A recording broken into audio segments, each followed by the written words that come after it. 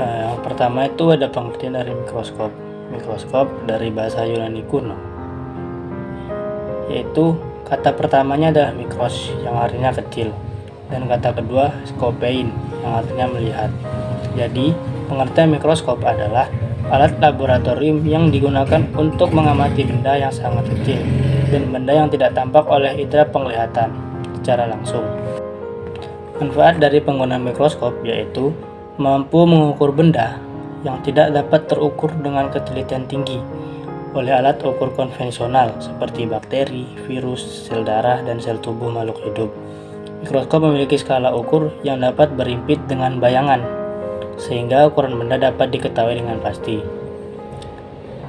Ada dua jenis mikroskop berdasarkan pada penampakan objek yang diamati, yaitu mikroskop 2 dimensi, sering disebut dengan mikroskop cahaya, dan mikroskop 3 dimensi, atau juga bisa disebut dengan mikroskop stereo. Nah, sedangkan berdasarkan sumber cahayanya, mikroskop itu dibedakan menjadi dua mikroskop, yaitu mikroskop cahaya dan mikroskop elektron.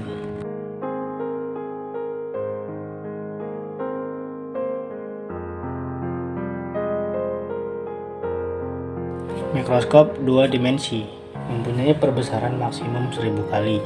Mikroskop jenis ini memiliki 3 lensa, yaitu lensa objektif, lensa okuler, dan kondensor. Lensa objektif dan lensa okuler terletak pada kedua ujung tabung mikroskop. Lensa okuler pada mikroskop ada yang berlensa tunggal monokuler atau lensa ganda binokuler. Selanjutnya ada mikroskop 3 dimensi, merupakan jenis mikroskop yang hanya bisa digunakan untuk benda yang relatif besar dengan perbesaran 7 hingga 30 kali. Benda yang diamati dengan mikroskop ini dapat terlihat secara 3 dimensi. Yang selanjutnya itu mikroskop cahaya atau mikroskop cahaya majemuk. Adalah sebuah mikroskop yang menggunakan cahaya lampu sebagai pengganti cahaya matahari sebagaimana digunakan pada mikroskop konvensional. Dan yang terakhir, itu mikroskop elektron. Adalah sebuah mikroskop yang mampu untuk melakukan pembesaran objek sampai 2 juta kali yang menggunakan elektrostatik dan elektromagnetik. Untuk apa? Untuk mengontrol pencahayaan dan tampilan gambar, serta memiliki kemampuan pembesaran objek dan resolusi yang lebih bagus daripada mikroskop cahaya. Selanjutnya yaitu bagian-bagian mikroskop. Bagian yang pertama ada yang namanya lensa okuler. Lensa okuler terletak tepat di bagian atas mikroskop, sehingga menjadi sumber penglihatan utama bagi penggunanya. Fungsinya untuk membentuk bayangan nyata dari lensa objektif. Jumlah lensa okuler dalam mikroskop hanya satu, atau yang disebut monokuler, sehingga dapat digunakan hanya oleh sebelah mata. Namun untuk lensa okuler dalam mikroskop terdapat binokuler atau dua, sehingga membuat pengguna dapat menggunakan matanya sekaligus. Yang kedua itu lensa objektif. Lensa objektif letaknya dekat dengan objek. Fungsi dari lensa ini adalah memperbesar bayangan objek pengamatan dari 10 kali besarnya hingga 100 kali. Yang ketiga itu reflektor. Reflektor adalah cermin pengatur yang berguna untuk memantulkan cahaya ke dalam diafragma. Yang keempat, kondensor.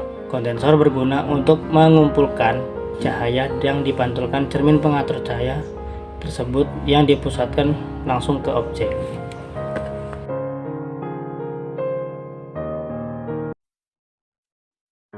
Yang kelima ada yang namanya tabung mikroskop. Tabung mikroskop itu berguna untuk mengatur fokus, dan fungsi lainnya adalah sebagai penghubung antara lensa objektif dengan lensa okuler.